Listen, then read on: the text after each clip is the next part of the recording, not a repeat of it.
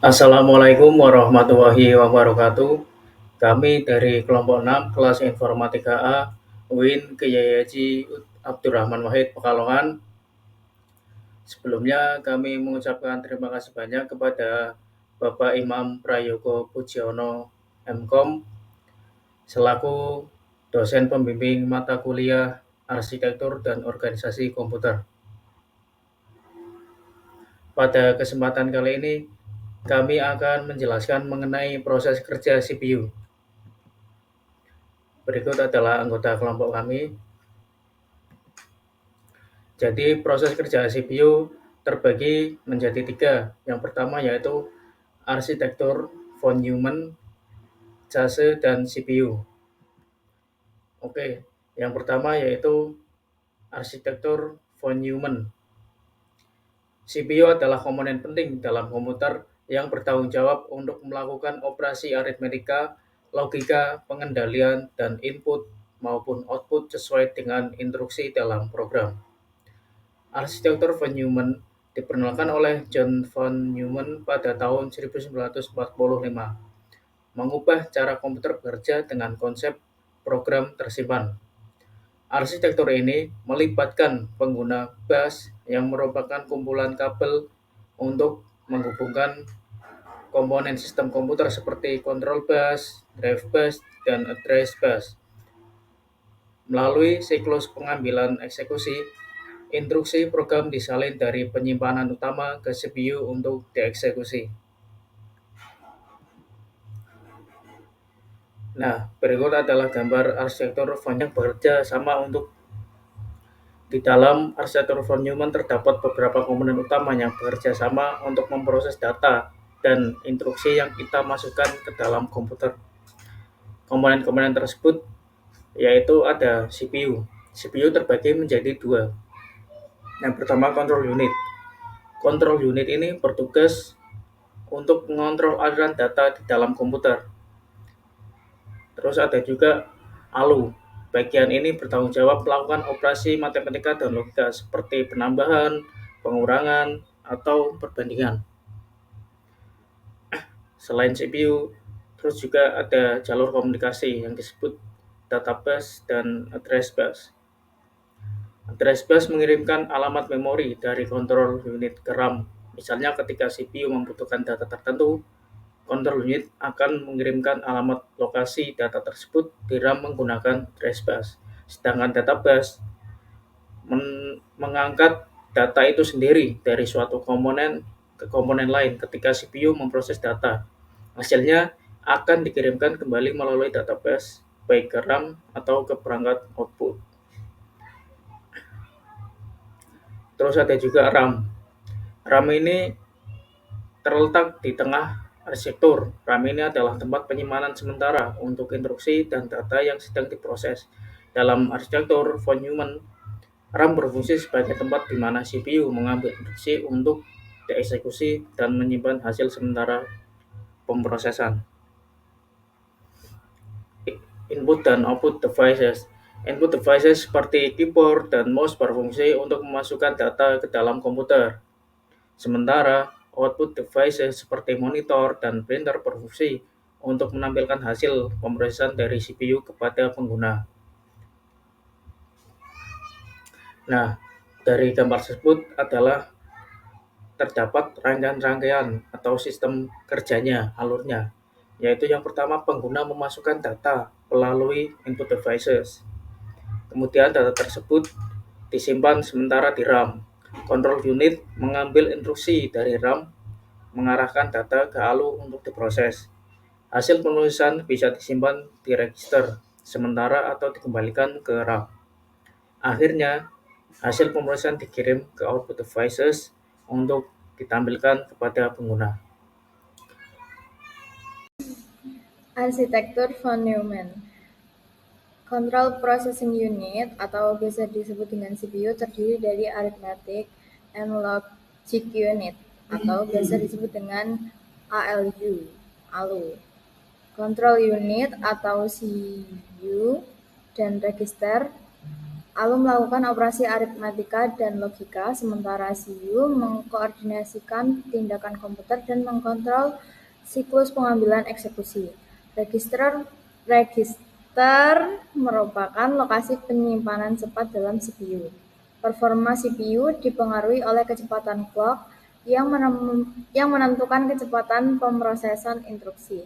Meskipun kecepatan clock meningkat, terdapat keterbatasan dalam meningkatkannya, seperti pembatasan pendinginan. Dengan pemahaman tentang arsitektur fenomen dan fungsi CPU, pengguna dapat mengoptimalkan kinerja komputer mereka untuk bekerja lebih cepat dan efisien.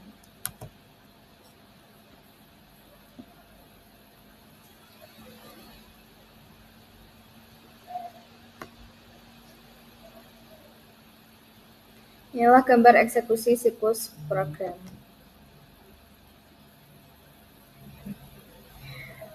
Untuk gambar yang ketiga, gambar tersebut menunjukkan siklus pengambilan instruksi dan data antara CPU atau Central Processing Unit dan RAM atau Random Access Memory. Berikut penjelasannya dengan bahasa yang lebih mudah dipahami.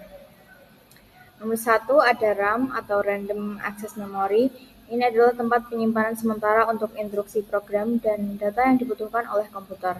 Ketika sebuah program berjalan, instruksi dan data program tersebut akan disimpan di RAM agar bisa diakses dengan cepat oleh CPU. Yang kedua ada CPU atau Central Processing Unit. CPU adalah otak dari komputer. CPU bertugas untuk mengeksekusi instruksi yang disimpan di RAM. Yang ketiga, ada siklus pengambilan instruksi dan data. CPU mengirimkan sinyal melalui address bus ke RAM. Sinyal ini meminta instruksi atau data yang akan dieksekusi oleh CPU. Setelah menerima permintaan dari CPU, RAM mengirimkan data atau instruksi yang diminta melalui data bus. Data atau instruksi tersebut kemudian diterima oleh CPU untuk diproses. Secara sederhana, CPU meminta data atau instruksi dari RAM. Nah, yang keempat, siklus eksekusi pada unit control.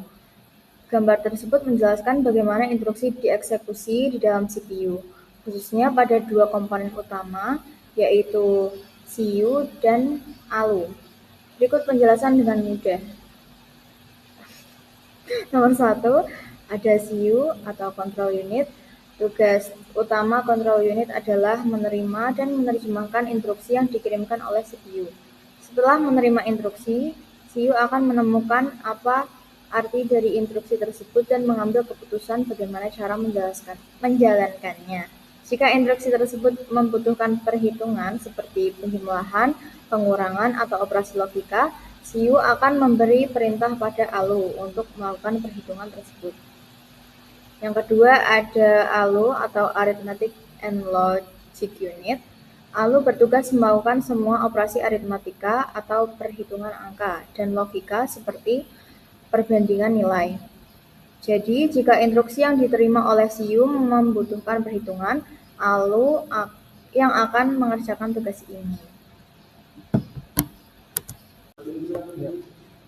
Saya akan menjelaskan mengenai materi cache.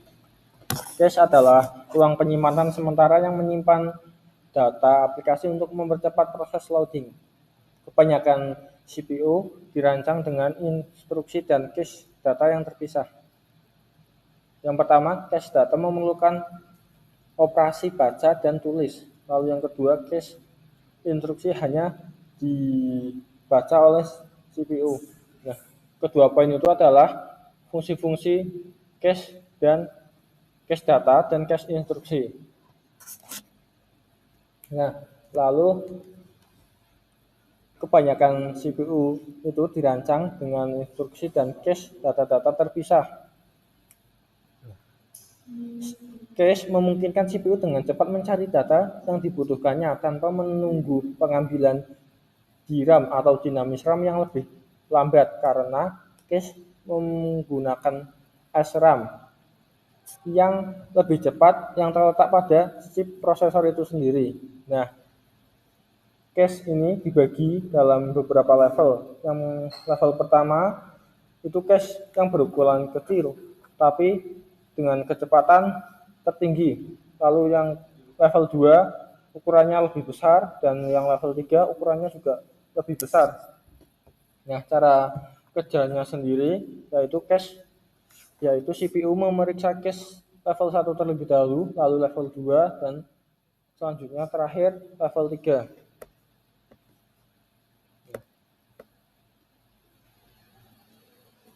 Nah, ini bentuk-bentuk gambar cache dalam prosesor multicore. Nah, ini ada 4 core. Di setiap core-nya itu ada level 1 di cache dan level 1 i cache, lalu level 2 cache, dan ini level 3 cache yang mencakup semua prosesor.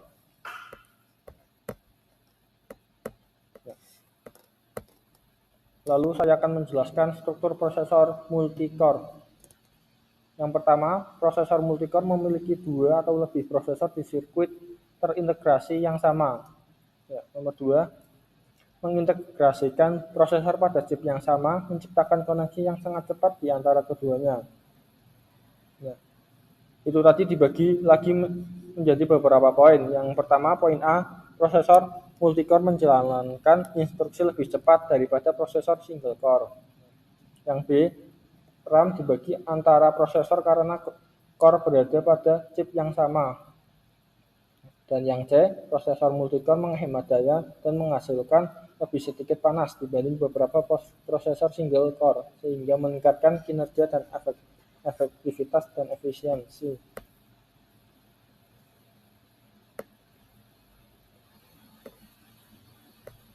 Nah, ini sendiri gambar dari prosesor dual core.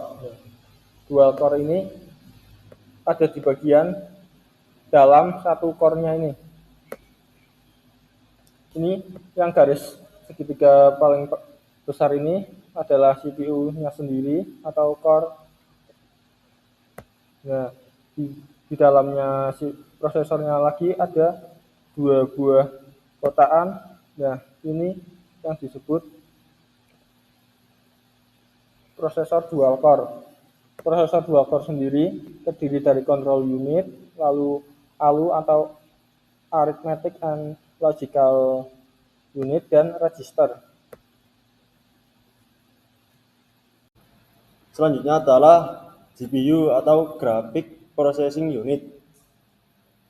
GPU adalah chip yang melakukan kalkulasi matematis cepat yang diperlakukan untuk melakukan render grafik.